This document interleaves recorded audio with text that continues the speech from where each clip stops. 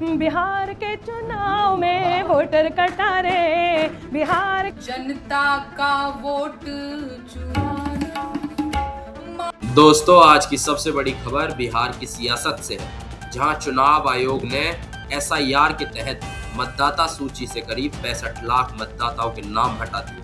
यह बिहार की कुल मतदाता संख्या का लगभग 8.5% है। इस खबर ने सियासी गलियारों में हलचल मचा दी है, खास करके जब राष्ट्रीय जनता दल के नेता तेजस्वी यादव ने यह दावा किया कि उनका नाम भी इस ड्राफ्ट सूची में नहीं है। लेकिन इससे पहले कि हम इस खबर की गहराई में जाएं, आइए सुनते हैं एक ऐसा गाना जो इस विवाद को और रोचक बना रहा है।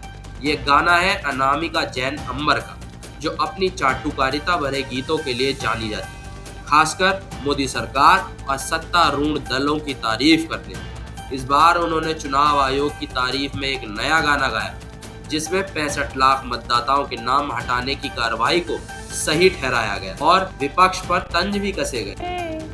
बिहार के चुनाव में वोटर कटारे, बिहार के चुनाव में वोटर कटारे, कि लोकतंत्र के हत्यारों के दिल का छाला फूटा, जो बरसों से पाला पोसा गड़बड़ झाला फूटा, खूब चुनावी रण जीते थे फर्जी हाला टूटा, वोटर वाली जांच में लेकिन इस गाने का जवाब भी कम तीखा नहीं है।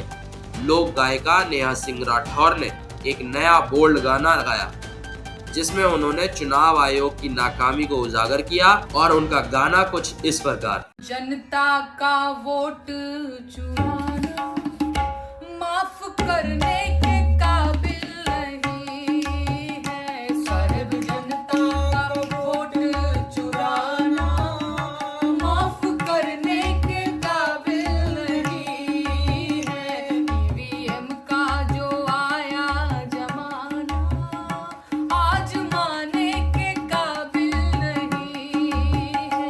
ईवीएम का जो आया जमाना आज माने के काबिल नहीं है।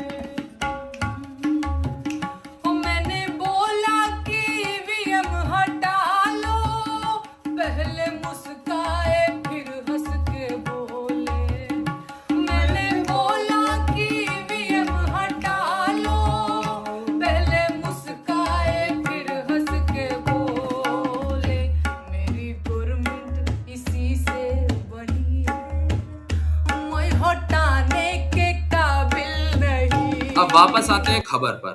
तेजस्वी यादव ने प्रेस कॉन्फ्रेंस में दावा किया कि उनका नाम मतदाता सूची से गायब है और उन्होंने सवाल उठाए कि अगर उनका नाम नहीं है तो वह चुनाव कैसे लड़ेंगे। और उन्होंने आरोप लगाया कि 20 से 30 हजार नाम विधानसभा क्षेत्र से हटाए गए हैं और इस प्रक्रिया में पारदर्शिता की कमी है। दूसरी ओर चुनाव आयोग ने उनके दावे को खारिज करते हुए कहा कि तेजस्वी का नाम ड्राफ्ट सूची के सीरियल नंबर 416 पर है। बीजेपी नेता अमित मालविया ने भी इसे फर्जी खबर करार दिया। लेकिन सवाल यह है कि क्या यह वाकई में तकनीकी गलती है या इसके पीछे कोई सियासी मंशा। मतदाता सूची से हटाए गए नामों में मृत, स्थानांतरित और डुप्लीकेट वोटर शामिल हैं। लेकिन विपक्ष का कहना है कि बिना नोटिस के इतनी बड़ी संख्या में नाम हटाना लोकतंत्र के लिए खतरा है। इस विवाद ने बिहार की सियासत को गरमा दिया है और अब सभी की नजरें 1 सितंबर तक की समय सीमा पर है, जब तक मतदाता अपने दावे और आपत्तियां दर्ज कर सकते। क्या ये मुद्दा बिहार विधानसभा चुनाव में बड़ा सियासी हथियार बनेगा? यह जानने के लिए हमारे साथ बने रहें और देखते रहें आपका अपना न्यूज चैनल खबरें हिंद लाइव।